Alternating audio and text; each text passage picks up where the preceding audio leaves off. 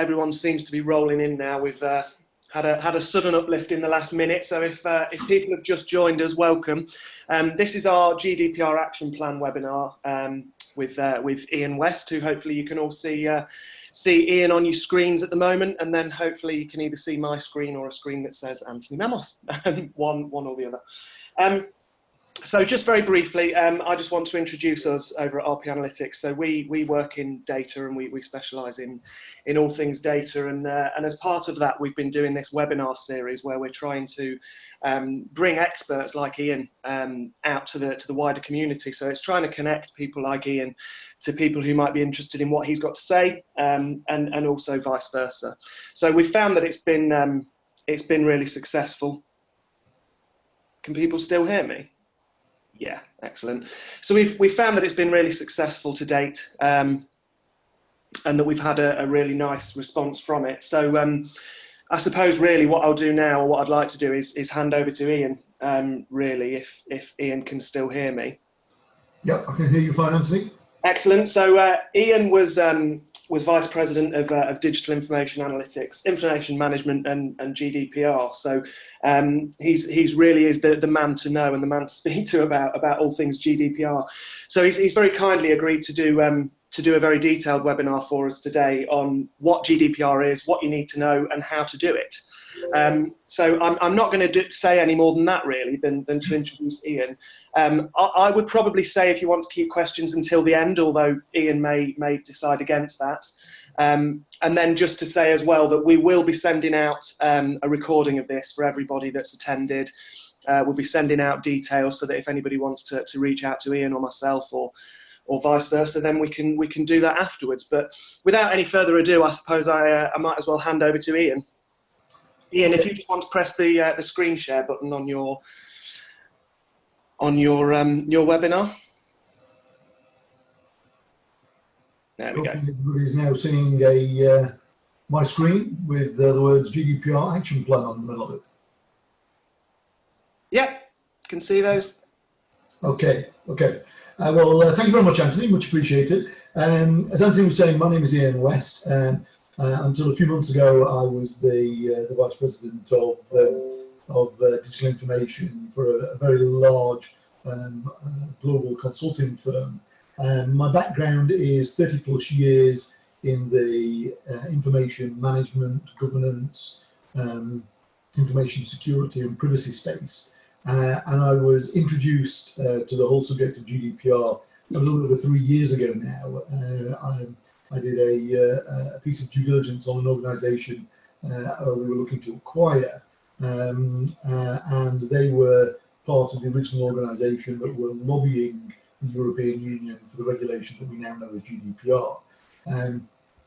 So for me, this is sort of brought together, I think, end of 30 years worth of my working experience, and I now view GDPR as my year 2000.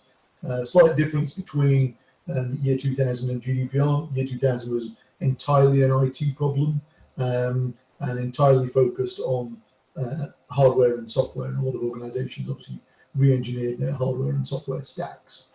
Didn't do a great deal about data at the time, and what we now find is everyone's finally woken up to the fact it's not the systems that you're running that matter, it is the data that you have that matters, and this is really where GDPR has appeared from. A lot of GDPR has been focused around strengthening existing regulations. So for those of you that are not aware, there was the Data Protection Directive that came out from the European Union in 1995. Difference between a directive and a regulation. A directive is something that is optional that member states can adopt. A regulation is a law that comes into force in all EU states simultaneously. GDPR will come into force in the United Kingdom long before we get anywhere near Brexit, so this will be a UK law, and not least of which the three major governments pushing for GDPR were the British government, the German government and the Lithuanian government. Surprisingly enough, they were the three countries really pushing for this. So for something that we have been pushing for, it is highly unlikely that we would not adopt it. And I say, and this will become mandatory British law long before Brexit happens anyway. So you can rest assured that we have to focus on doing GDPR as much as anybody else. Now, as far as the UK is concerned, we took the original Data Protection Directive from 1995 and converted that into the Data Protection Act in 1998, and that's certainly the one that is governing operations in the United Kingdom at the moment. That is the law that GDPR will supersede. So for me, this is really manna from heaven, really focusing on my area of specialisation. I presented at a conference back in March time, and the organisers of that particular conference referred to me and posted all over Twitter that Ian West, the godfather of GDPR, would be presenting, which frankly was a rather scary thought for me. I'm not quite sure they wanted me to do my Marlon Brando impression or my James Brown impression. The good news is I did neither. So the purpose of today, and as Anthony said, it's probably easier to keep questions until the end if we possibly can.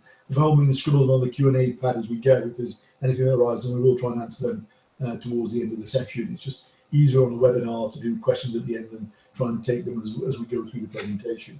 The presentation I'm going to take you through today is from an organisation called the GDPR Institute. For those of you not familiar with the GDPR Institute, this is an organisation that was created in Switzerland about 2.5 years ago now. I became a member of this about a year ago, and the reason I became a member was I really liked the members based not-for-profit status, and what they were looking to do was just help companies fix the GDPR problem. That's what the Institute is all about. So for anybody not familiar with the Institute, I would urge you to go and spend a little bit of time, take a look at it.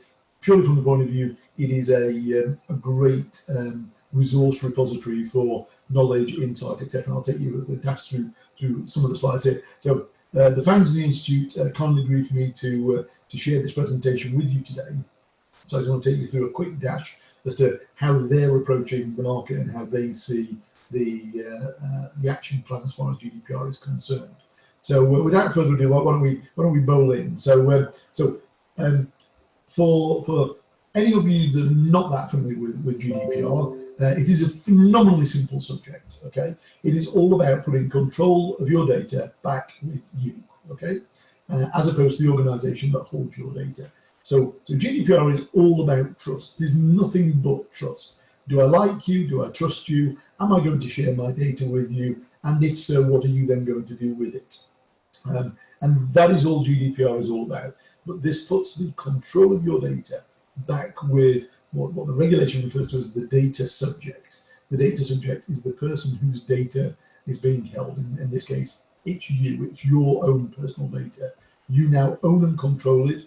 Truth of the matter is, you always owned and controlled it.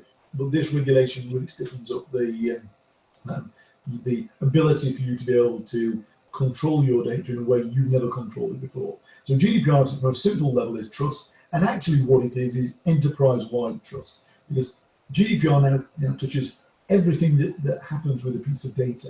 And a lot of people, a lot of organisations that I speak to are focusing specifically on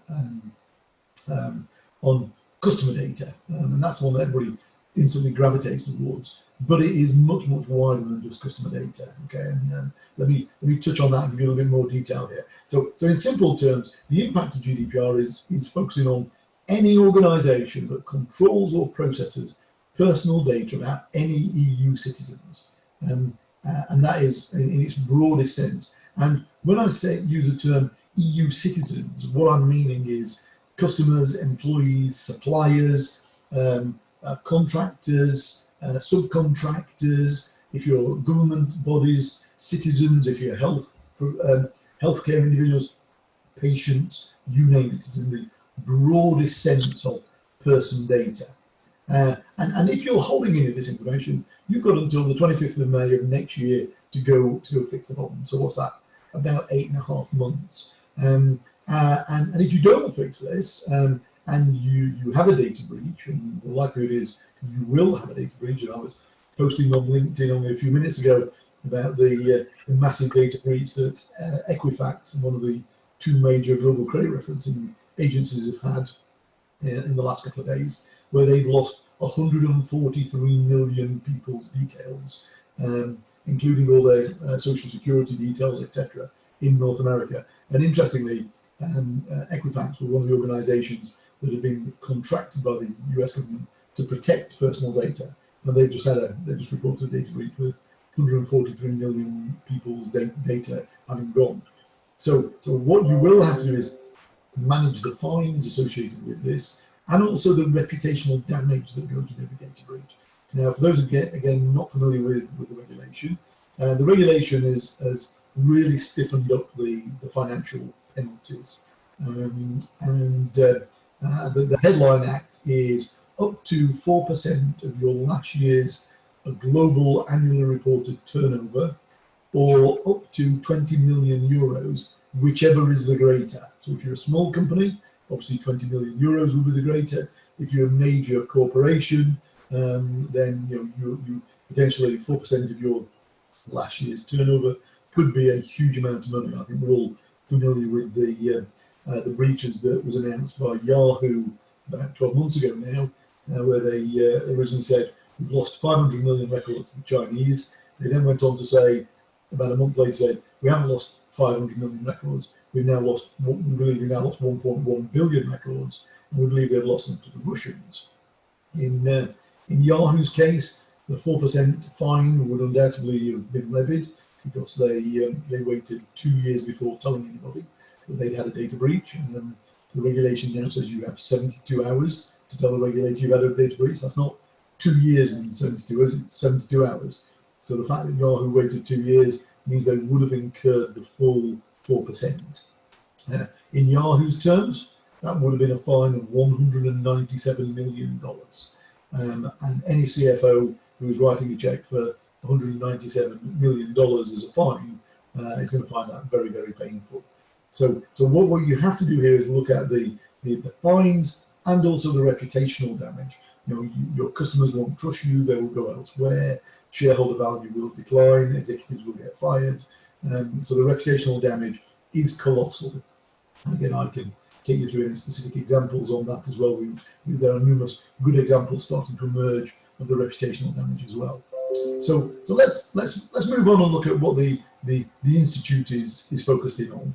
So almost every organisation that I talk to at the moment sees GDPR as a challenge. They initially start with it's a tick box exercise. It's something that has to be endured. I have to overcome it, etc. Now, if your perception is that's how you see GDPR, then you are going to have a perpetual problem with GDPR well beyond May of next year. The really enlightened organisation, on the other hand, are actually now seeing GDPR as an opportunity. They're seeing it as an opportunity to create a new paradigm around data privacy, and also create a standard that all of their competitor organisations have to adhere to. And this is a major repositioning of some big corporate entities that are saying, I can now reposition my company as being the trusted agent, and younger, more nimble startup businesses who've been stealing market share from me are going to now start to have problems. So do you see it as a challenge or an opportunity? And that is really a perception at executive level. However, the Institute was put together for one reason and one reason only, and that was to create a community of privacy, security and governance experts to assist large, medium and small organisations to address the challenge, but also very much maximise the opportunity available to them. And organisations who are seeing GDPR as an opportunity will have a much greater outcome, much greater positive impact on the bottom line of their business. So what has the Institute done? It's brought together 8 different communities of individuals. Well, first of all, in the red circle there, the corporate clients, and that's pretty obvious, and by corporate clients I mean large, medium and small. It's also brought together a community of 61 million global experts in the privacy, security and governance space. And it's brought them together around 6 core propositions, and 6 core propositions are the other circles there. So consulting providers, yes, you will need to use a consulting business unless you intend to do a mass recruitment of GDPR skilled people. Technology providers, so the Institute has created a very sophisticated 7-layer model of what you need, 7-layer architecture of the things you would need to have in place for GDPR. That starts with understand at its lowest level, but it runs through layers of mitigate, measure, and right the way up through to the audit capability, which is the thing that you will need to do ongoing. So GDPR, very much unlike year 2000, doesn't drop dead on the 25th of May of next year. This is something that is going to be impacting your business, and you need to do an annual audit of that. And so the 7-layer technology architecture has been laid out by the Institute, which I think is very comprehensive, and it has dozens of solution areas and potential vendors that you should look at. So again, I would strongly advise anybody that's not familiar with what to do and how to do it to go and have a look at that technology stack the Institute has brought together. But 4 other communities that the Institute has created. One is around legal advisory services. So GDPR is a law, the Institute certainly would advise you to go and speak to a lawyer if you haven't done already, either your in-house legal advisor or your external corporate lawyer. Go and do so. You need to seek legal advice on this. Recruitment services. So recruitment, there will be a whole host of new people you will need to hire. Certain organisations are legally required to go and hire a DPO, which is a data privacy officer, and that DPO role is a regulatory only, cannot have any operational responsibility in the business, and has to be reporting in at board level. This is the person who has responsibility for making sure that the organisation is the right side of the law when it comes around to data protection. So a lot of organisations need to go and hire DPOs, and I've seen a few people who said, "Oh yeah, I'm a DPO, but I've worked with the company for the last 15 years." So that's not allowable under the terms of the regulation. There has to be somebody who has zero operational responsibility in the company. It's just purely regulatory. Training, you will need to train all of your people, and I've already touched on audit services. So they're the 8 communities, and how that gathers together is quite simple. It is all around the corporate client looking to create a GDPR defensible position. So these are all the things that you need to bring together in your organisation to create a truly defensible position. Note here I'm using the term defensible position and not to be compliant. It is physically impossible for any organisation to be compliant with GDPR at the moment. Physically impossible. So all you can hope to do is create a defensible position. So really going back to the opportunity or challenge, you've got to think of it in 2 ways. So you've got the cost of being compliant. And I've had lots of conversations with senior executives who said, well, isn't this just a tax of doing business in Europe? Yes, I'll have a breach every year. I'll just pay the tax. I'll put 4% of my revenue to one side. If I have a breach, I'll pay the fine. And pretty much that's how people treated the Data Protection Act. And the problem with the Data Protection Act, it had a maximum fine of £500,000. And paying £500,000 as a fine was relatively easy for most organisations. Today, when you're paying tens or hundreds of millions of dollars as fines, that's a whole different ballgame. So the things you need to look at are the size of the fines, the loss of customers, and the reputational damage. So if I look at the data breach that TalkTalk had, which is very pertinent in the United Kingdom, they had a data breach in October 2015. They had 4 million customers. They lost 157,000 records from their test and dev system. So the hackers got nowhere near production, and they found a vulnerability in their test and dev. They took 157,000 records, which has just been a subset straight out of the 4 million production database, something that you should never do, and if you do, certainly you should anonymize the data. Of those 157,000 records, 18,000 of them had their bank account details taken, and nearly 30,000 had credit card details taken. Now that was bad enough. I mean, the regulator then hit them with a fine of 400,000 sterling, so 80% of the maximum they could have got, and 80% of the maximum they could have got under GDPR was a smidge over £61 million. So that's the order of magnitude change. But actually, TalkTalk lost a little over 1 million customers. So of their 4 million customers, 1 million of them went somewhere else in the preceding year because they just didn't trust the business any longer. The share price went down by 64%. So in the month following the breach, the share price went down by 64%. And in February of this year, Dido Harding, the chief executive of TalkTalk, was fired. So that's the fines, loss of customers, reputational damage, etc., etc., etc. The things on the right-hand side of these scales stack up massively. So don't think of this as just a tick box, a tax. It's not going to work that way. These are the sort of things that will put a company out of business. So if we look a little bit more closely at what GDPR is, GDPR is enterprise-wide change management. There isn't a single facet of a company that is not touched by GDPR. And this ranges all the way from the post room to the boardroom. Simple example, if I was to come and visit your building today and I walked into reception, signed my name into your visitor's book, is that a GDPR compliant process? Absolutely not. Me signing my name in your visitor's book is just saying, I've arrived in the building, I'm here to see John Smith, and you now have a duty of care to look after me whilst I'm here.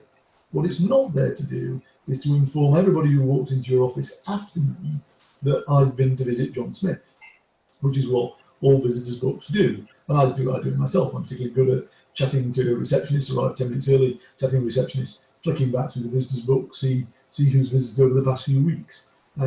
Just something as simple as coming to visit your building is now non-GDPR compliant. So this really is enterprise-wide change management. It is across the whole spectrum. And interestingly, what it does, it touches not just the data, but it's touching all of your people, all of your processes, all the technology, as well as the information associated with that. So your receptionist needs training, your chief executive needs training, all your sales and marketing people need training, all your IT people need training, all your HR people need training, all your procurement and supply chain people need training. All of these individuals are all coming into contact with personal data. They all need to clearly understand what they can and cannot do with that data from now on. So when I say enterprise-wide change management, I do mean every part of it. Now, if you want to have access to a site to give you a view as to the size and scale of some of these breaches that are happening, I'd urge you to come and look at this particular website, www.informationisbeautiful.net. What a fabulous name for a website. This particular website, as you can see down the left-hand side of the screen there, breaks it down by date. And on the right-hand side of the screen, you can filter by type of organisation, so what industry they're in. You can also sort by how the leak happened. Were they hacked? Was it an internal breach or whatever? And you can then, this is a great place to go if you want to have some supporting information to share with your executives on the size and scale of the problem here, and more importantly, how it relates to your organisation. Get a view of some of how your competitors around the world have suffered from data breaches. But be under no illusion, while the headline act is hackers breaking in, the bottom line is most data breaches happen internally. Over 95% of data breaches happen by your own people doing stuff with data they're not meant to be doing. Okay, well, this is a really good site. I'd urge all of you to use this as part of your justification when you're looking at a business case creation. The one thing I can say with a high degree of certainty is you will have a data breach, and this cartoon perfectly encapsulates what will happen. So you can stack up all the technology that the world has available today. So firewalls, encryption, antivirus, security blankets, you name it. You can stack all of those things up, but you will never ever stop the human error. Okay, and rarely will that human error be malicious. When it is malicious, it's obviously that has its own connotations. But you will have a data breach just by one of your own staff doing something they're not meant to do. So that's where training becomes really, really critical. So key questions that you should be asking and you should be seeking answers to. So the first one is, what personal data do you hold? Does your organization hold? Customer, employee, supplier, contractor, subcontractor, citizen, patient, etc., etc., etc. All the ones I've already touched. Okay. So what data is your organization holding? The second question you should then ask is, where is that data located? Is it on the hard drive on your laptop? Is it in some remote storage or backup device in an iron mounted warehouse? Is it on an on-premise database in a database server sitting next to your SAP application server? Or is it in the cloud? And if it's in the cloud, who's got it and where is it? Where is that cloud located? There is no such thing as a cloud, by the way. Let's not get wound up about this. All the cloud is a piece of IT hardware that's located somewhere else. Okay, it is a piece of hardware. It is just somewhere else. Anyone that believes their data is held in the cloud is delusional. So you need to know, where is that box that's got your data on it? Where is that physically located? Is it just down the road in the United Kingdom? Is it somewhere else in the European Union? Is it in a server farm in Bangalore? Is it on the West Coast in San Francisco? You need to know that. You need to be able to answer that question, because that organization providing that service to you, they have to be GDPR compliant as well. So real major implications here. The third question you need to be able to answer is, how are you using that data? So to what purpose are you using the data, that personal data that you are holding about individuals? Again, key question that a lot of organizations struggle to answer. And the final question, which is the hardest of all of them, is, do you have explicit or implied permission to use the data in the way you're using it? So a simple example I would give you is the likes of Apple. I'm sure most people on the phone are either an iPad user or an iPhone user or whatever, which requires you to do an iOS update once every so often. And you do your iOS update, and once it comes on, you then have the accept the terms and conditions. You just scroll to the bottom and you click I accept. That is no longer permissible in the GDPR. You cannot have one blanket acceptance box, and you certainly can't have a blanket acceptance box that's already ticked. And many of those acceptance boxes are already completed, and you just say I accept. Now what the organization has to do is say, this is the data I'm holding, this is the purpose I'm looking to use it to, these are the partners I'm looking to share it with, this is what they're going to do with it, etc. And you need to give everybody an explicit yes, no. Can I use that data? Yes or no. Can I share it with this partner? Yes or no. Can I use it to do this? Yes or no. All of those things you need to have as a very explicit process. Okay, so the signing up and signing your life away on a checkbox on their website is no longer permissible. So what does the roadmap look like? I've already touched on the fact that this is a legal regulation, so you should absolutely go and seek legal advice. The very first thing to do, go and talk to a lawyer who knows what he's talking about. Okay, that's the first job, either in-house or third party. Go do that. Second thing is you need to look at doing a privacy impact assessment. Now, some organisations are legally required to do a privacy impact assessment. Government establishments are, organisations holding information about children are, organisations holding at-risk data without the regulation actually stipulating what at-risk data is. Most of the banks have decided that credit data is at-risk data. So you need to determine what is required, what you refer to as at-risk data. Having said that, so some organisations are legally required to do this. My advice is everybody should do one. There is privacy impact assessment tools available from a range of different vendors. They've been around for about 20 years now. They are very mature. A lot of legal practices use them anyway. And some of them, the major vendors, will happily do a proof of concept for you free of charge, effectively, which is, it gives you a free PIA to begin with. So why would you not do those? So my advice is everybody should do one of those. That gives you a high level cut as to how ready you are, how prepared you are, where some of the gaps are.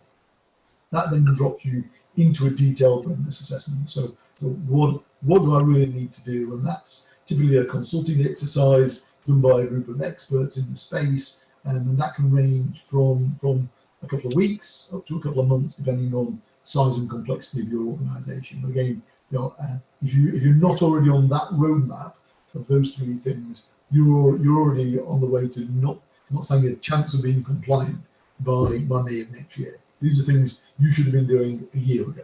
Okay, so if you've not started these, please start immediately. What the readiness assessment then does is give you a whole bunch of things as output. So it gives you where you're not compliant, so what are your gaps. It drives into security reviews, things that you've been doing or not doing that you should have been doing. Use case management, how am I using the data? Consent management, do I have a consent management database that says I can use the data that way? The answer to that question for everybody is no. So that's a key thing you've got to do. You then go and look at the technology pieces you need, back to the 7-layer architecture, which of the pieces of the jigsaw do you need, and also then to realignment of your business processes. Who can do what with the data? Who has approval to manage and manipulate data, and how you then re-engineer those processes. So all of those things tend to be output directly from the readiness assessment. What it then does, it leads you into the rest of the journey. So educating and training, the subject access management, and this is a really, really important one. So under the regulation, under the Data Protection Act today, you have an individual can ask you what data you're holding about them. You can charge them up to £25 and you can take up to 40 days to respond. Very few organisations get data subject access requests. They tend to operate particularly in legal cases, but as run-of-the-mill, it doesn't tend to happen. Under GDPR, that's now been reduced from 40 days to 30 days, and you can't charge a dime for that. So you now have to have a whole DSAR management process in your business. And a number of organisations now starting to build data subject access request teams to manage these things. Some organisations are expecting deluges of data subject access requests after May of next year, and if you're not prepared for it, you will have major problems. You then need to look at threat detection. You've got 72 hours to tell the regulator you've had a breach, so you need to think very carefully about what detection technologies you have at database level, at user ID and password level, at network level, also on the dark web, how much of your data has already been stolen and is already up for sale on the dark web that you don't know about.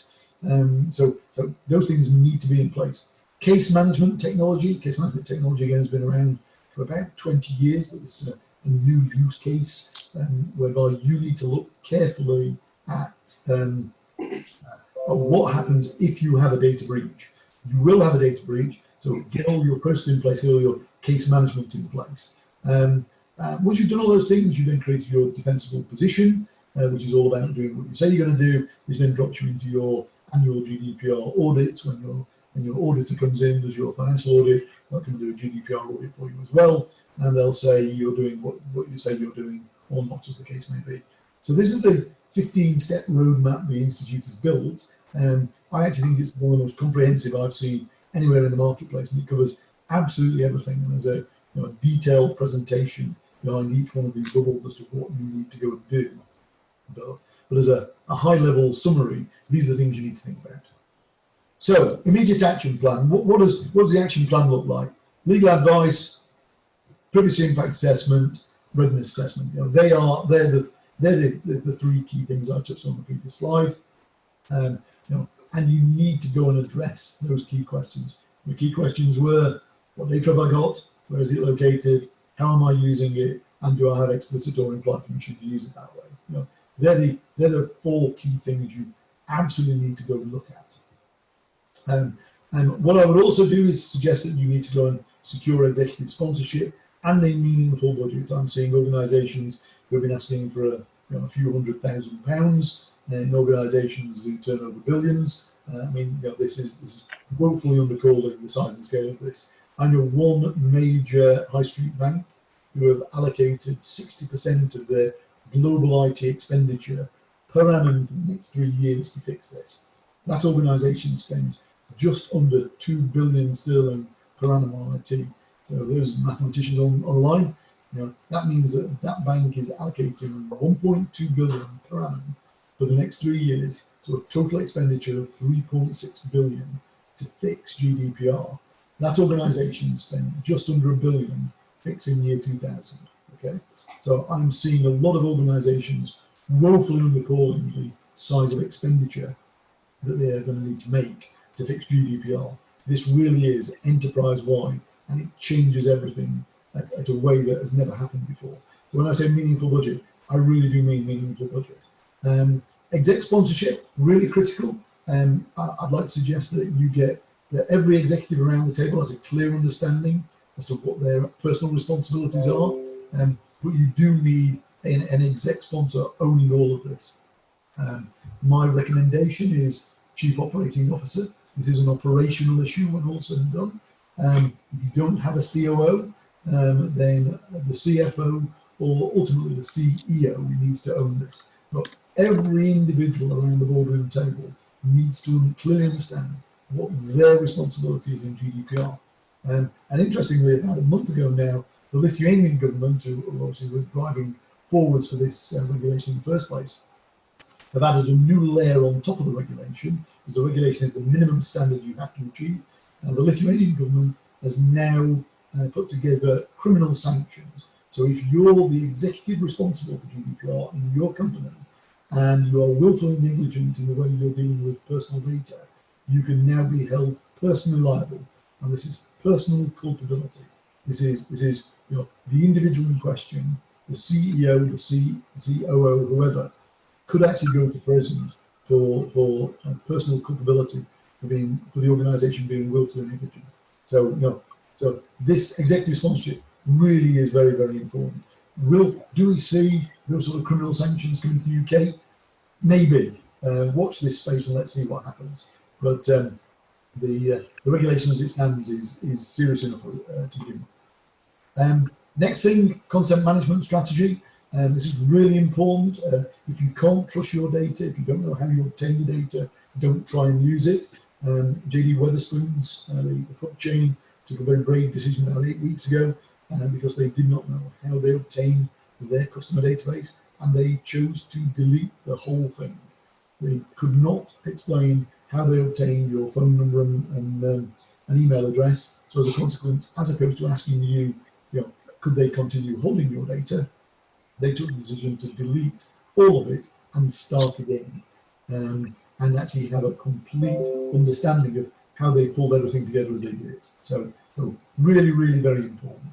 So consent management strategy, and we've already seen Flybe and Honda have already been fined by going to their customers and saying, we're holding this data about you, is it okay for us to retain this data?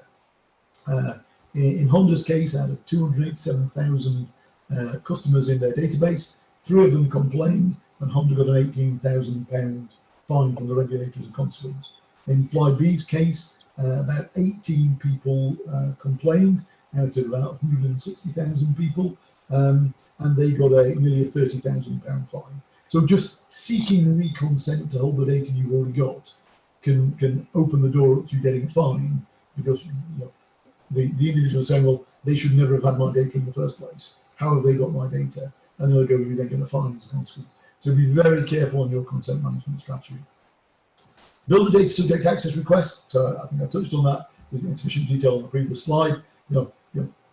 May next year, expect a deluge of people saying, what data are you holding about me? And you have 30 days to respond. If you don't respond in 30 days, that is then also classed as a data breach. You're not responding in time to the regulation, and as a consequence, you can be fined. So be ready to have a process to answer those questions. And more importantly, when you've had a data breach, so before you get to that data breach, ensure you have all that breach detection technology in place. Okay, I touched on these earlier, so it's not limited to this, by the way, but database, content repositories, network traffic, dark web, user ID and password. Interestingly, most hackers don't do anything difficult. They don't try and break through a firewall. What they do is they use the simplest way in. And the simplest way in most instances is just to hack somebody's user ID and password.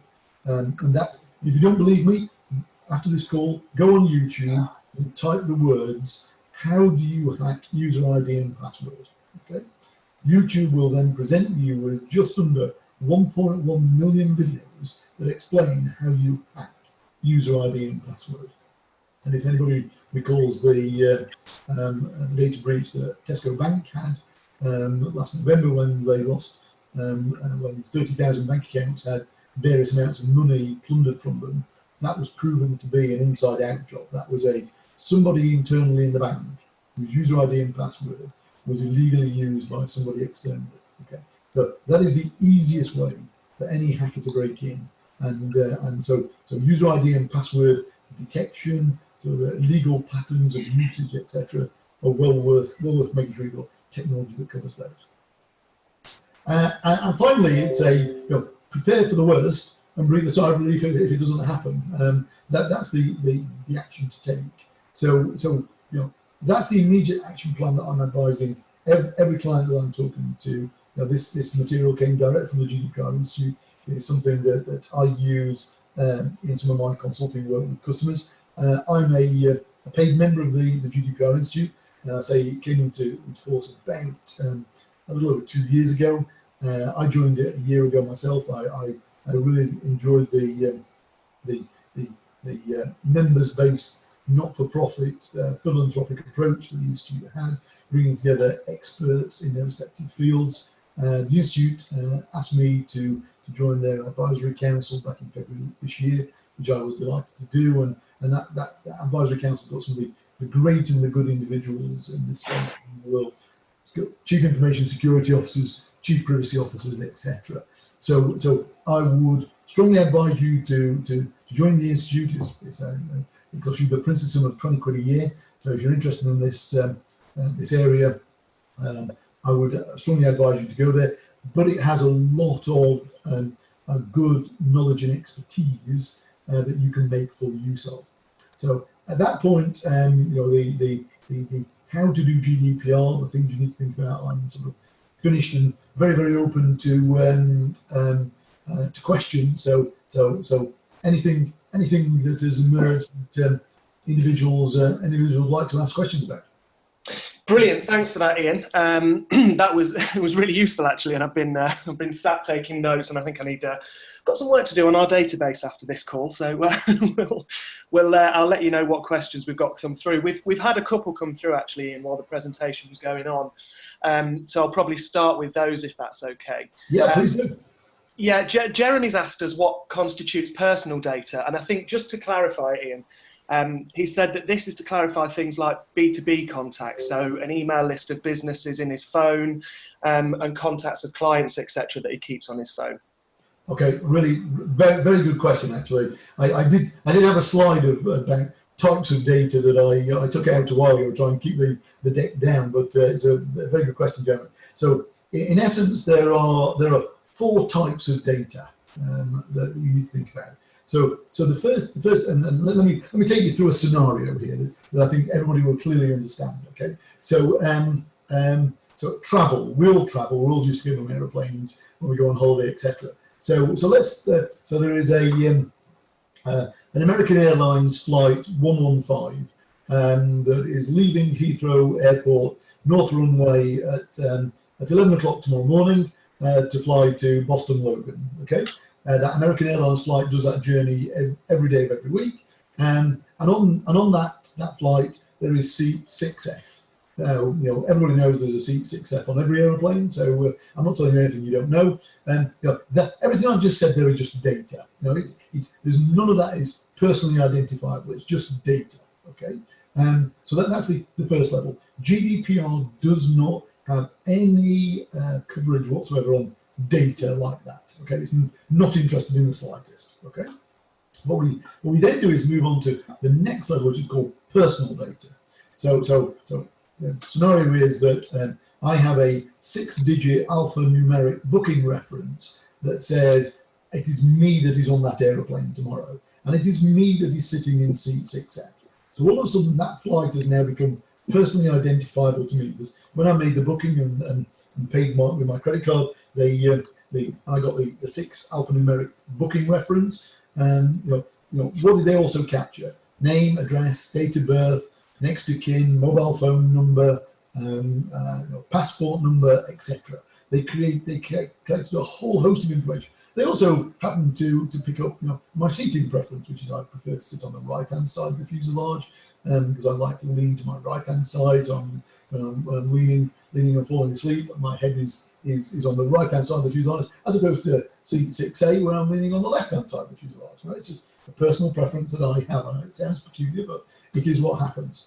Now, all of a sudden, that flight, American Airlines 115, is now personally identifiable to me. So that data that wasn't identifiable is now fully identifiable to me and the 340 other people that are on that plane with me. Okay. Interestingly, I've already said that as part of the booking process, they also picked up my passport number. Passports now include biometric details, which then moves into the wonderful world of sensitive data. Sensitive data is around medical information, so it can have anything like medical records, political allegiance, trade union affiliation, sexual orientation, biometric details, etc. So all of a sudden now, just by capturing my passport number, they've also now got into the world of sensitive information, and the sensitive information in this instance is all of my medical information. Okay, and that's what the biometric world brings. So the third category of data is sensitive information. So I've got data, personal data, sensitive data. Now, interestingly, if I'm traveling to the US with my family, so with my wife and a couple of ankle biters as well, I'm now in a situation where I'm traveling with children, anybody under the age of 14, and that is what moves into the final category of data called at-risk data. So with the at-risk data, particularly around children, you then have to look very, very carefully. So they're the four categories of data. So back to Jeremy's original question, what does he have to do? So first of all, the information he's got on his phone, on his laptop, etc. Is that personally identifiable? Yes. Is it sensitive? Maybe. Is it at risk? Could be. How did Jeremy obtain that data? So a simple example I use all the time is, if when you left your last employer, did you do a download from Outlook into a CSV file and down onto a memory stick, and then you handed your laptop back, and then you meet your new employer. Next thing you do is you open your laptop, you bring out the memory stick, you upload from the CSV file into Outlook all of your 20,000 business contacts. If you've done that, you've just perpetrated the data breach on your previous employer and all the previous employers you've done that to. Legitimately, do you have the right to have those contacts on your telephone? If you've taken them from a previous employer, no is the answer. You do not have any rights. They're not your customers, they're your previous employer's customers and contacts. So you have to be very, very careful as to what data you're holding. And you also have an issue of timeliness of data as well. How long you've been holding it for. Consent under GDPR expires. And most organizations should look at this as an expiration of a maximum of 24 months. So if you've got data you've been holding for longer than 24 months, it may not be current any longer. So there's a lot of things you need to think about there about personally identifiable data. But personally identifiable data is anything that enables me to link it to you as an individual. And this is a big issue for some retailers who are using things like beacon technology. They can identify the MAC code from your phone as you walk past their storefront up and down Regent Street. They see you walk past the front of their store 4 times every day, and they can identify that you're that individual. They can now combine that with things like video analytics, and they can now say, a guy in his mid-40s is walking past the front of the store, every 4 times every day, and they can start to pinpoint that it's you. So now, do they know who you are? Is any of that personally identifiable? No, but if they can pick up any modicum of information that connects the MAC code up from your phone to you walking past the front of the store, a good example would be, let's say on a Saturday, you're also your MAC code appears, and you're obviously not by yourself. You're now in the store with your significant other. Your significant other happens to have a store card, and the store card they know everything about your significant other, be that wife or husband or whatever. So all of a sudden now they can identify your spouse. Now it doesn't take the wit of man to be able to take a leap from the fact that to have a store card, they've got their name, address, date of birth, phone number, etc. So they know a lot about the person on the store card. The person holding the person's hand is the person who walks past the front of the store 4 times every day. They can very quickly go onto social media and say, this is Mrs. Smith, and she is married, and the guy in the photographs on Facebook is Mr. Smith, and it's Mr. Smith that now walks past the front door of our store 4 times every day. All of a sudden, they've linked something that is completely anonymous to something that is personally very identifiable. Retailers do this every day of the week. So be very, very careful as to how far you're stepping down the process. But that's a really great question, Jeremy. Really great question. Okay, great. I mean, we've got some more coming through as well, Ian, which I'm really pleased about. We've had some really positive feedback as well. People are finding it really helpful and really informative as a webinar. One of the things that people have said is that they really liked your flight analogy and how that's helped them sort of define the 4 different types of data that you talked about. So I didn't know if it was worth me and you, if I put an additional slide together, Ian, just defining those 4 types of data and get you to check it over, then I might be able to send it out to people because people have found it really useful. I mean, that particular example is something that I built and used on a very, very regular basis with my employer. Unfortunately, that is their IP, not mine. Oh, is it? Otherwise, well, no. I mean, the IP example I'm just taking through isn't. I mean, that's not owned by anybody. That's a statement of fact. But the slide that I have on that is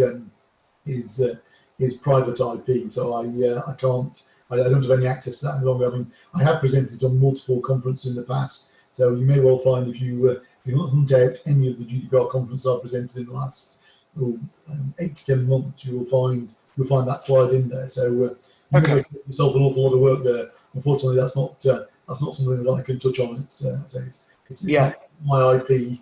Well, the slideware is not my IP, so and I don't have any access to that material anyway. So, but yes, I'll be.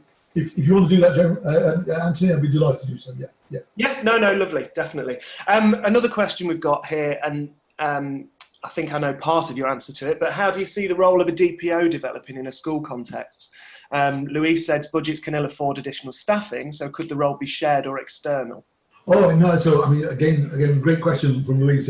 So in large organisations, I see they will be hiring a DPO. It'll sit down, one down from corporate board level, and it will be a very well-paid job. So I mean, there was a report out a few months ago that said there are as many as 75,000 vacancies for DPOs in the corporate world, and that report then went on to say that actually most of those DPOs will come from the legal fraternity, and stated that most of them are actually failed lawyers. And I do hope that's not the case, because the DPO role is much wider than just legal. In a school context, or even in a small organisation's context, you may well still need the